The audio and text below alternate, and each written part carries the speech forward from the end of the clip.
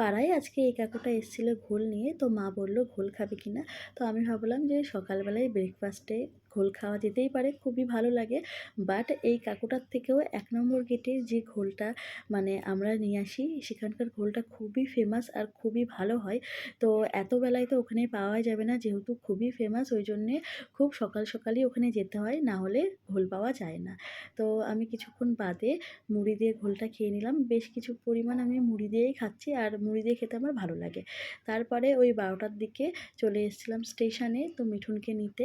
তো এখান থেকে ও একটুখানি ছেঁড়া পরোটা আর তরকারি খেলো। আমি খাচ্ছিলাম, আমারও বেশ ভালো লাগছিলো।